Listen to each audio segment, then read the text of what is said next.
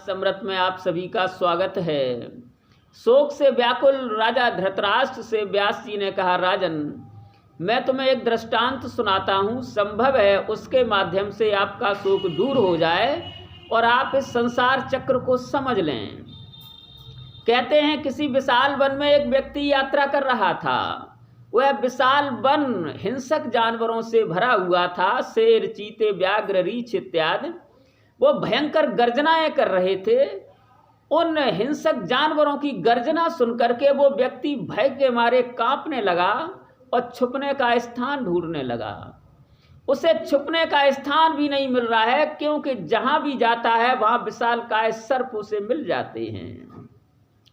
अब वो उन सर्पों से भयभीत होकर के भाग रहा है और चाहता है कि वो इस वन से बाहर निकल जाए, लेकिन वो बाहर भी नहीं निकल पा रहा है। उसने देखा कि वन के चारों ओर जाल लगा हुआ है और उस जाल के भी बाहर एक विशालकाय स्त्री खड़ी है, जो अपनी बाहों में उस विशाल वन प्रांत को समेटे हुए है।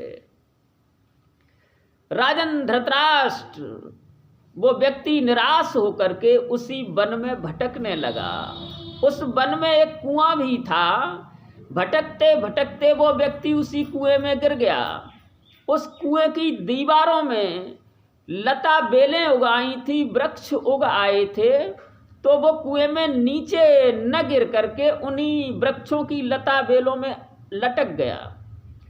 उसके पैर ऊपर हो गए, सर नीचे हो गया।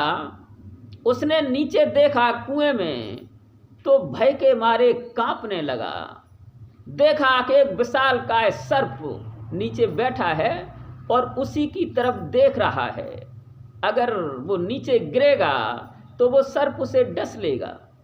इस भय के कारण उसने सोचा किसी प्रकार में इस कुएं से बाहर निकल जाऊं। तो वो बाहर निकलने का प्रयास करने लगा। उसने देखा कि कुएं के किनारे पर एक हाथी खड़ा है, जिसके 12 पैर हैं, 6 मुंह हैं। अब अगर वो बाहर आता है तो उस विशाल हाथी से उसे भय है, वो उसे मार डालेगा। अब न वो नीचे जा सकता है न ऊपर। उसने वहां लटके रहना ही उचित समझा। वहां लटके लटके उसने देखा कि जिस शाखा से वो लटका हुआ है, उसी शाखा को काले और सफेद रंग के 2 चूहे काट रहे हैं। अब उसे भय ये हुआ कि जैसे ही ये दोनों चूहे इस शाखा को काट देंगे तो मैं नीचे गिर जाऊंगा और ये सर्प डस लेगा, मैं मर जाऊंगा। वो भयभीत है। उसे वहां पर कहीं भी आनंद नहीं मिल रहा है, कहीं भी सुख नहीं दिखाई दे रहा है। उसने देखा कि जिन शाखाओं में वो लटका हुआ है, उन्हीं शाखाओं पर मधुमक्खियों के छत्ते हैं। वे मधुमक्खियां मधु को पी रही हैं।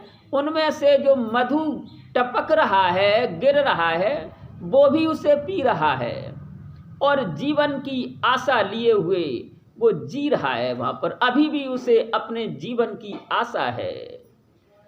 व्यास जी ने कहा, राजन धृतराष्ट्र, इस दृष्टांत से हम उस व्यक्ति को हटा दें और हम सब आ जाएं इस दृष्टांत के माध्यम से, संसार को ही ले लें तो ज्यादा अच्छा रहेगा।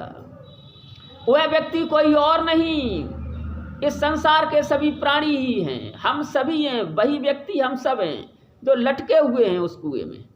हम ही हैं, कोई और नहीं है। वो जो विशाल वन है वो संसार है, उसमें भटक रहे हैं। विशाल वन ही संसार है और उस वन में जो हिंसक जानवर और सर्प हैं वो कुछ और नहीं हैं। वो विभिन्न तरह के रोग हैं जिनसे हम भयभीत रहते हैं। वो व्यक्ति जब बाहर जाना चाहता था तो उसने चारों ओर जो जाल देखा बन के, वो कोई और नहीं है, कुछ और नहीं है। वो मोह का जाल है। इस मोह के कारण हम बाहर भी नहीं जा सकते। जाना चाहते हैं लेकिन मोह के कारण बाहर जा भी नहीं सकते।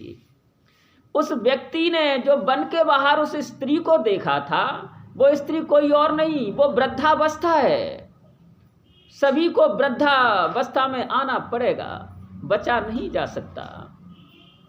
और राजन, जो कुआं है उस विशाल वन में, वो कुआं हमारा शरीर ही है। उस कुएं में जो लता बेलें हैं वो जीवन की आशाएं हैं। हम आशा लिए बैठे रहते हैं और जीवन हमारा और लंबा हो जाए, हम सुख से जिएं, इस तरह की आशाएं ही वो लता बेलें हैं। और जो सर्प है वो कुछ और नहीं राजन, वो काल है। वो हमारी तरफ देख रहा है, वो हमें खा जाएगा एक दिन। और जो हाथी है जो किनारे पर खड़ा हुआ है वो संवत्सर है। 6 मुंह जो उसके हैं वो 6 ऋतुएं हैं। 12 जो पैर हैं वो 12 महीने हैं। इस तरह से ये संवत्सर 12 महीने 6 ऋतुओं के माध्यम से धीरे धीरे चलकर हमारे पास आ जाता है और एक दिन हमें खा लेता है। वो व्यक्ति जिस शाखा पर लटका है उसे 2 चूहे काट रहे हैं, सफेद और काले रंग के। वो कुछ और नहीं, वो दिन और रात हैं। दिन और रात धीरे धीरे करके हमारी जो उम्र रूपी शाखा है उसे काट रहे हैं, और जब काट देंगे तो हम मृत्यु को प्राप्त हो जाएंगे। उन शाखाओं में जो उसने मधुमक्खी के छत्ते देखे वो कोई और नहीं है, वो कामनाएं हैं, काम है। हमारी इंद्रियां भिन्न भिन्न कामनाओं का रस पीना चाहती हैं, वो रस बार बार पीना चाहती हैं, इंद्रियां उससे अघाती नहीं। तो वो कामनाएं ही वो मधुमक्खी के छत्ते हैं। वो व्यक्ति उन्हीं मधु को पी रहा है और अघाता नहीं, और जीवन की आशा लिए हुए लटका हुआ है। तो राजन धृतराष्ट्र, इस प्रकार से ये संसार जो है असार है, इसमें कोई सार नहीं है, भय है, सुख है ही नहीं। इस संसार को जो समझ लेगा वो दुखों से पार हो जाएगा।